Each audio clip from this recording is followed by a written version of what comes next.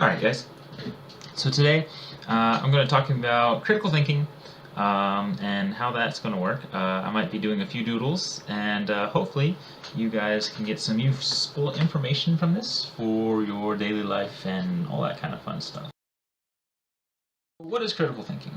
Well, critical thinking is a process of receiving and analyzing information, formulating an unbiased idea based on that information that follows a logical train of thought. It can be really anything. You can use it in science, you can use it in math, you can use it in really anything that you might want, generic life. But going through and critically observing the input that you have and then using it to make informed decisions.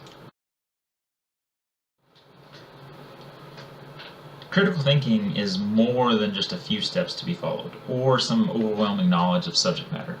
It is how you apply your knowledge, experience, and understanding to the decision you make based on the observations that you have obtained. It can be done by people of all ages, and it's in any context. You can use it for any subject matter. So why is critical thinking important? Critical thinking allows us to have a deeper understanding of different subjects and ideas.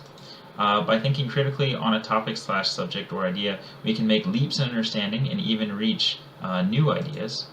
And it's also a skill that can be used with different aspects of life, not just in school.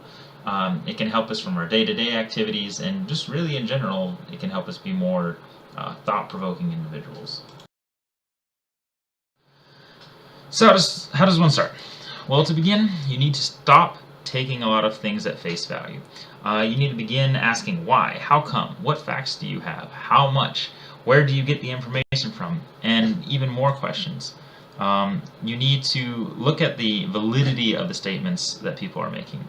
Asking questions often leads to more questions, and that's okay. Once you get about as much information as you can, then you need to start to think the information over and mix it with your past experiences. You want to use logic here, not bias. Think about the knowledge you already have and apply it to the problem you are trying to solve. The hardest part about this is to train your brain to go through the process automatically. Let's look at a good example from this well-known figure. Let's say Sherlock Holmes. So here we have an excerpt from A Study in Scarlet by Sir Arthur Conan Doyle, where the character Sherlock Holmes first meets Watson and instantly knows that he has been in Afghanistan, to which Watson is shocked. I mean, he's surprised. He just met the man, he's walked into the door, and he's like, boom, you're from Afghanistan. Holmes then describes his process of how he made this outlandish observation. So here we can see the description of a critical thinking process. Sherlock Holmes pulls from his vast source of knowledge that he has made through studies and years of working in this field of critical thinking, and makes assumptions based on the observations set before him and whatever Watson's appearances might be. And then using this logical pattern, he comes up with a logical answer. This is critical thinking. Now, this may be a fictional character. Sherlock Holmes never really existed. However, it's still a good example of the critical thinking process to make an observation that would, to the untrained eye or to anyone else, appear to be wizardry. Okay, so now what?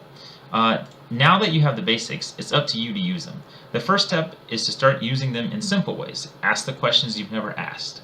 Gain more knowledge. Talk to those who have a different viewpoint from you. You may be called weird from time to time, by the way, for observing things that other people would take for granted, or for asking why something does the way it does, even though it's a pretty simple thing. But it's okay. You are taking the steps to thinking deeper about the world you live in, and maybe even understanding it a little more. Observe the world, question what's going on, and postulate those ideas in your head.